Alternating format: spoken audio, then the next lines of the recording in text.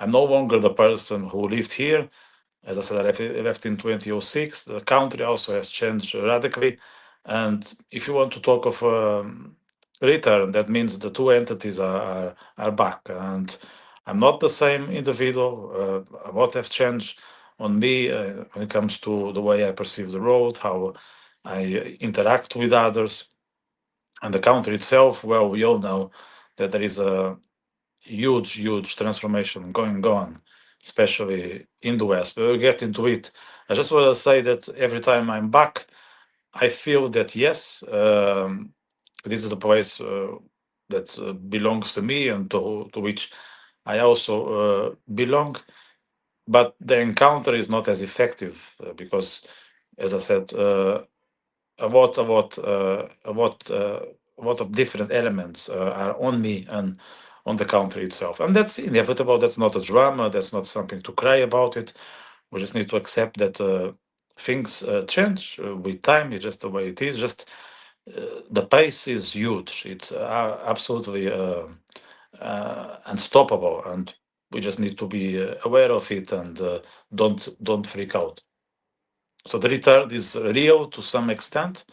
There are a few misalignments between the pace I transform myself and the country, but that, as I said, that's just the way it is. I used to overthink about it, but in this period of my life, I just accept and live with it with peace. So that's something to share. That I'm no longer overwhelmed by coming back to this place. That used to be the case for quite some time. I think it's just a matter of being mature, accept reality and life as it is, and get on with things as they are. Because there's not much you can do about it. So you just need to accept, acknowledge, and move on. Right. Let's talk about changes. I can see, should I just see a comment here? So,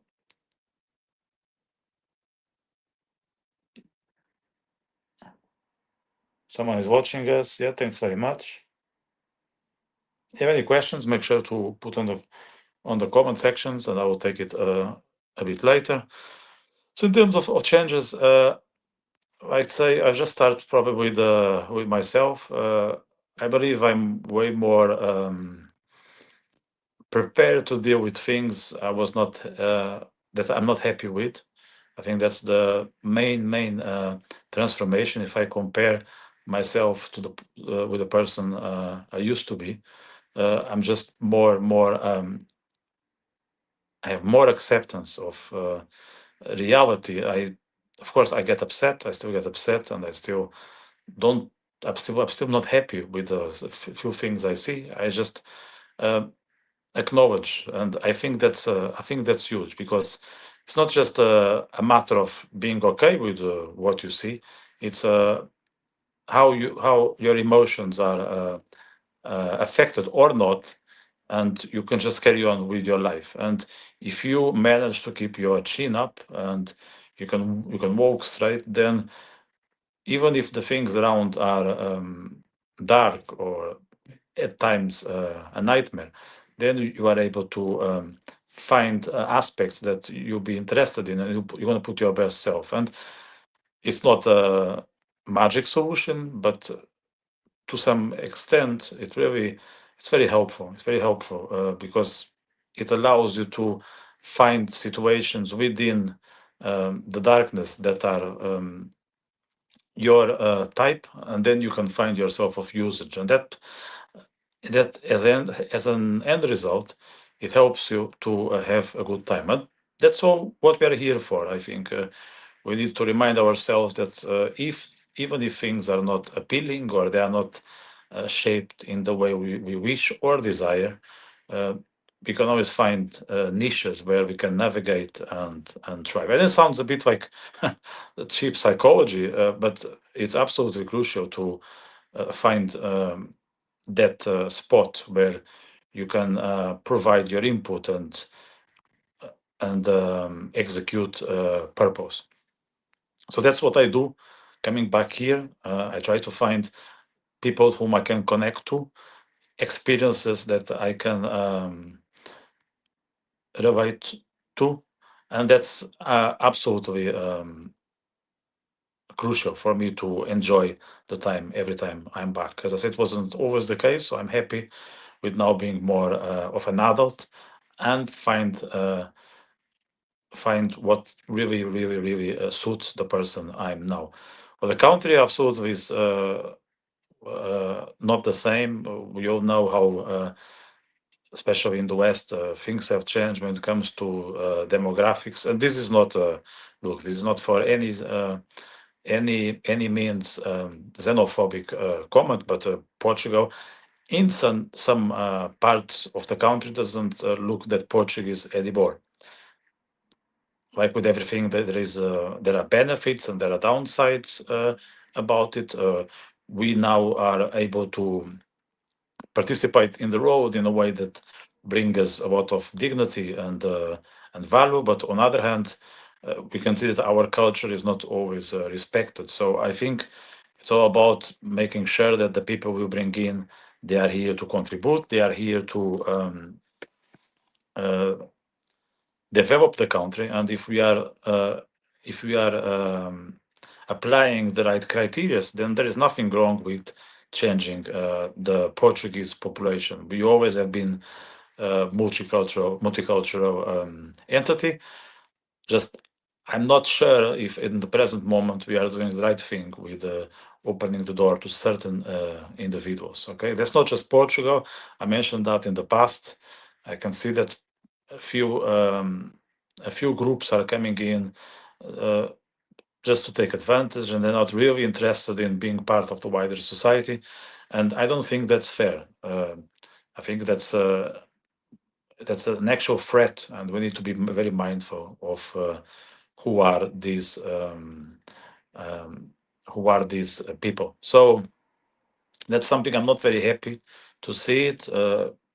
It's not really a huge concern for the country, but we all know that it starts very slow, and in a few years it can be too late. So I'm all for trying to keep the country protected, but at the same time be able to integrate individuals that, yes, they were not born here, but their presence is of value and mutual interest. So yeah, I also wonder like how people like say my parents, who are now in their 70s, how do they perceive the way the country is going? Because I was the other day I was at a barber shop here, and I could clearly see the disconnect between the shop owner, who was also looking after people's hair, actually mine, which was, I think, I think he did a great job, but he was not able to really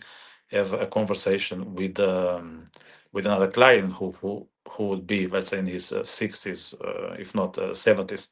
I understand that he's learning the language, but was more than that. I think there is a gap that we should be mindful of, and it's not really making society compact. Okay. Um, no, I'm not talking about this individual in particular. I know there are a lot of cases in this manner, and we need to make sure that there is some common ground that people can coexist and live in the same space. This is not just thing that I observe in Portugal. It happens in many other parts of Europe, and including North America, even in the States, which are, as we know, huge country, but the effects of immigration are starting to be visible, right?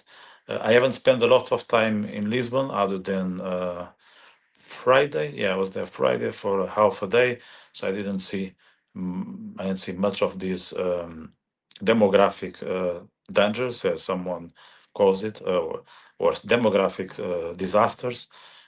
Most of the reality I observed, it seemed to be decent, but this was just a fraction. So I'm not just going to say that what I see is representative, because there are lots of corners of Portugal that are now facing some threats, and we need to be very mindful of.